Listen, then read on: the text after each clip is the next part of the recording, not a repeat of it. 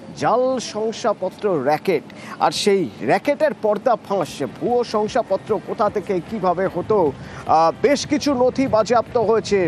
দুপুর থেকে রাত পর্যন্ত, গতকাল দুপুর থেকে রাত পর্যন্ত একাধিক সাইবার ক্যাফেতে অভিযান চালানো হয়েছে। কি কি মিলেছে সেখান থেকে, এই অভিযানে কি কি মিলেছে, কাদের এখনো পর্যন্ত আটক করা হয়েছে? আমার সঙ্গে চঞ্চল রয়েছে সরাসরি। চঞ্চল, দেখো, তোমাকে জানিয়ে রাখি যে চোপড়া ব্লকের যে চোপড়া বিডিও অফিস চত্বরের সামনে দীর্ঘদিন ধরেই কিন্তু বেশ কয়েকটি যে অনলাইন দোকান রয়েছে, সেই অনলাইন দোকানগুলিতে সার্টিফিকেট তৈরি হতো, কিন্তু যে কোনো ইনফরমেশন ছিল না। বা বিডিও অফিসে যে একটা গুরুত্বপূর্ণ চত্বর, সেই চত্বরে যে বিডিও বসেন এবং নানান দপ্তরের আধিকারিকরা বসেন, তাদেরও নজরে পড়েনি। তবে দীর্ঘদিন ধরে একটা অভিযোগ উঠে আসছিল যে ওই যে ক্যাফে দোকানগুলিতে, অনলাইন ক্যাফে দোকানগুলির থেকে জাল সার্টিফিকেট তৈরি করা হচ্ছে। জাল সার্টিফিকেটের মধ্যে কোন কোন বিষয়ে, যেমন আধার কার্ড, প্যান কার্ড এবং জন্ম সার্টিফিকেট, বার্থ সার্টিফিকেট, এই ধরনের সার্টিফিকেট, গুরুত্বপূর্ণ সার্টিফিকেট গুলো সেগুলো তৈরি করে এবং জাল তৈরি করে সেগুলো বেশি দামে বিক্রি করা হতো, এমনটা কিন্তু অভিযোগ পুলিশের কাছে আসে। এবং গতকাল পুলিশ সেই গোপন সূত্রে খবর পেয়ে দুপুর থেকে সন্ধ্যা পর্যন্ত অভিযান চালানো হয় এবং এই ঘটনা কিন্তু দিয়ে বেশ এলাকায় চাঞ্চল্য ছড়িয়ে পড়ে। এবং রাত পর্যন্ত যে অভিযান চলা হয়, রাত পর্যন্ত অভিযান চালানোর পরে বেশ কিছু কম্পিউটার এবং এই ঘটনায় 4 জন ক্যাফে মালিককে গ্রেপ্তার করা হয়েছে এবং অভিযুক্ত থেকে আজকে ইসলামপুর কোর্টে তোলা হবে বলে পুলিশ সূত্রে জানা গেছে। তবে গোটা ঘটনা নিয়ে যে একের পর এক যে চোপড়া এলাকার যে নাম উঠে আসে, তাতে কিন্তু অস্বস্তিতে রয়েছে চোপড়া এলাকার বাসিন্দা থেকে শুরু করে একাধিক প্রশাসনিক আধিকারিকরা। অসনুদা, ধন্যবাদ।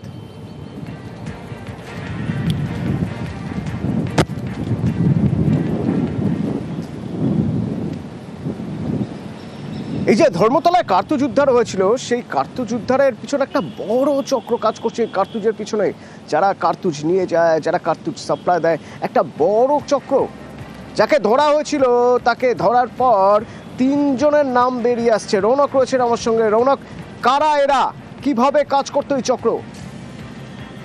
একেবারেই রামকৃষ্ণ মাঝিকে লাগাতার জিজ্ঞাসাবাদের পর 3 জনের নাম সামনে আসছে এবং জানা যাচ্ছে এর পেছনে একটা বড় চক্র কাজ করতো। সেটা শুধু রাজ্য নয়, রাজ্যের বাইরেও বিস্তৃত। এবং পুলিশের প্রাথমিক অনুমান, এই যে কার্তুজ, সেই কার্তুজগুলো বিহারে প্রস্তুত করা হয়েছিল। সেক্ষেত্রে গতকাল যখন এই রামকৃষ্ণ মাঝিকে আদালতে তোলা হয়, দেখা যায় যে একজন শহীদুল বলে একজনের নাম সে নিয়েছিল। সেক্ষেত্রে এই শহীদুলকে, তারও খোঁজ চালানো হচ্ছে এবং এরাই বিহারের থেকে এই গুলি বা কার্তুজ নিয়ে শহর কলকাতার পাচারের একটা ছক ছিল। সেক্ষেত্রে যে 3 জনের নাম তিনি তদন্তকারী আধিকারিকদের সামনে বলেছে, কারা এই 3 জন, বা এরা এর আগেও এখানে অস্ত্র পাচার করেছিল কিনা, বা এই যে বেআইনি ভাবে একাধিক অস্ত্র কারখানার খোঁজ পেয়েছিল কলকাতা পুলিশের এসটিএফ, এর আগেও বিহারে এরকম ভাবে একাধিক জায়গায় অভিযান চালানো হয়। সেক্ষেত্রে যে বড় চক্র এর পেছনে জড়িত রয়েছে, গতকাল আদালতে এমনটাই কিন্তু দাবি করা এসটিএফ এর তরফ থেকে। সেক্ষেত্রে কারা জড়িত এবং এই যে 3 জনের নাম উঠে আসছে, এর আদতে কারা কোনো অস্ত্র প্রস্তুতকারী বেআইনি কারবারের সঙ্গে যুক্ত রয়েছে কিনা, গোটা বিষয়টি কিন্তু এসটিএফ এর তরফে খতিয়ে দেখা হচ্ছে। অতনু, ধন্যবাদ।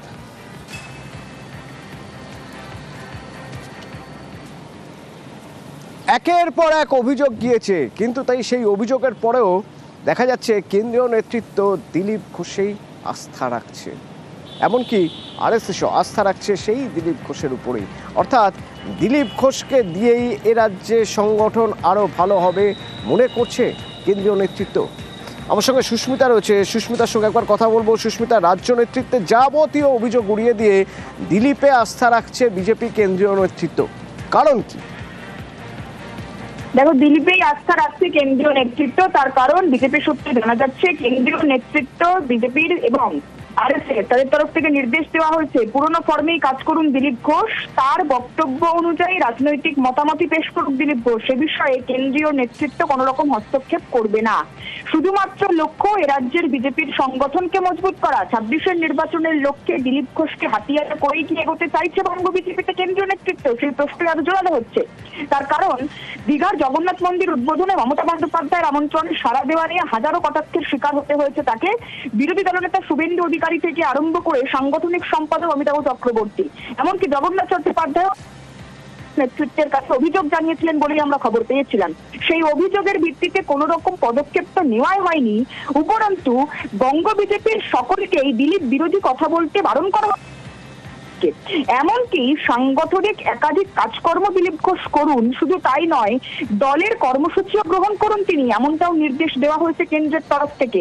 এবং রাজ্যের রাজ্য সভাপতি নির্বাচনের ক্ষেত্রেও একাধিক জটিলতা এখনো পর্যন্ত রয়েছে। এবং গত সপ্তাহে দিল্লির কেন্দ্রীয় নেতৃত্বের উচ্চ পর্যায়ের বৈঠক হয়েছে এবং সেই বৈঠকের পর দিলীপ ঘোষের কাছে কেন্দ্রীয় নেতৃত্বের উচ্চ পর্যায়ের একজন উচ্চপদস্থ এক নেতার তরফ থেকে ফোনও এসেছিল, এ খবরও পাওয়া যাচ্ছে। সুতরাং রাজ্য সভাপতি নির্বাচন থেকে আরম্ভ করে 26-এর নির্বাচনে বিজেপির গুটি সাজানো সমস্ত ক্ষেত্রেই কি তাহলে দিলীপ ঘোষই আস্থা রাখছে কেন্দ্রীয় নেতৃত্ব? গত কেন্দ্রীয় নেতৃত্বের সঙ্গে দিলীপ ঘোষের যে কথোপকথন এবং তা থেকে উঠে আসা খবর অন্তত সেই বার্তাই দিচ্ছে। অতনু, ধন্যবাদ। পুরনো ফর্মে ফিরতে বলছে কেন্দ্রীয় নেতৃত্ব, কিন্তু পুরনো ফর্মে ফিরবেন কারণ চেনা দিলীপ ঘোষ উধাও। হ্যাঁ, ঝাঁঝ রয়েছে কথায় আগের মতোই, কিন্তু আগের মতো সেই আক্রমণাত্মক মেজাজ না, সেটা যেন মিসিং।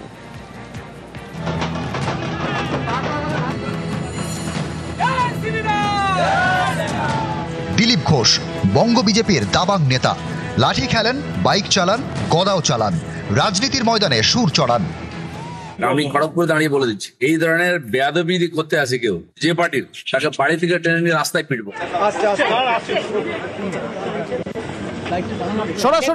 সরাসরি যে ছবি দেখছেন, একটা খুশির খবর এসছে, बहुत ही खुशी का खबर है।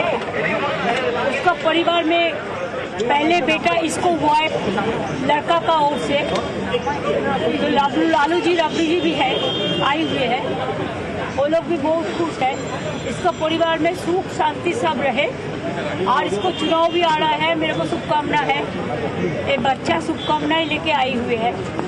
तो उन्होंने मेरे को मैसेज दिया था कल रात में, आप लोगों को पता नहीं है, उसका बीबी इधर में 6 महीने से है, 9 महीने से मेरे को पता है।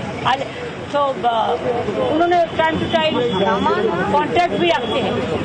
तो आप कल रात में वो मेरे को मैसेज दिया था कि आज सुबह में होने वाला है।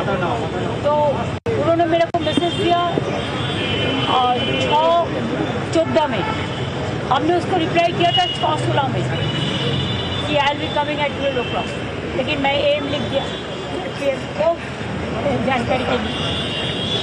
मैं बहुत खुश हो गया कि इसका परिवार में शांति आता है, तो हम लोग भी खुश हो जाता है। लालू जी से मिलना हुआ था? हाँ, लालू जी से, राबड़ू जी का सिस्टर को, सबको साथ मिला।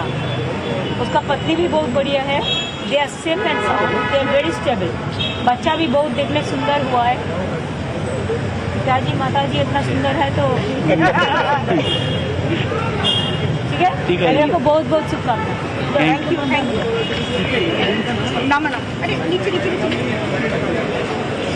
মুখ্যমন্ত্রী মমতা বন্দ্যোপাধ্যায় দেখতে গিয়েছিলেন কলকাতার একটি বেসরকারি হাসপাতালে। সেখানে লালু প্রসাদ যাদবের ছোট ছেলে তেজস্বী যাদব এবং তার স্ত্রী রাজস্বীর পুত্র সন্তান হয়েছে। এর আগে 2023 এক কন্যা সন্তান হয়েছিল তেজস্বী আর রাজশ্রী, আর এবার পুত্র সন্তান যাকে নিয়ে তেজস্বী आज आए हैं और पूरा बिहार और देश के लोगों का प्यार आशीर्वाद उनको मिल रहा है। इसके लिए मैं जिन लोगों ने बधाइयाँ दी हैं उन सबको धन्यवाद देना चाहूँगा और विशेष तौर पे दीदी का धन्यवाद देना चाहता हूँ कि शुरू से ही उनको पता था और उनका पूरा सहयोग जो है इस काम में मिला है, तो दीदी को धन्यवाद देते हैं। और वो तो लोकल गार्जियन तो वही हैं, तो उसके लिए उनको धन्यवाद देते हैं। और आज मंगलवार है, हनुमान जी का दिन है, तो हनुमान जी के प्रति भी जो है हमारी आस्था है। और जब मेरी पहली बेटी हुई थी, हम चाहते थे कि मेरे पहला अगर मेरा संतान कोई हो तो बेटी हो। तो लक्ष्मी घर में आई, उसका नवरात्र के टाइम में वो पैदा हुई थी और छठे दिन माँ कात्यायनी के दिन उनका जन्म हुआ था और मेरे पिता ने नाम कात्यायनी रखा। तो अभी सब परिवार के लोग बैठे हैं और सब लोगों ने नाम को लेकर के चर्चा की है कि नाम क्या दिया जाए। तो अंत में यही फैसला हुआ है कि सब लोग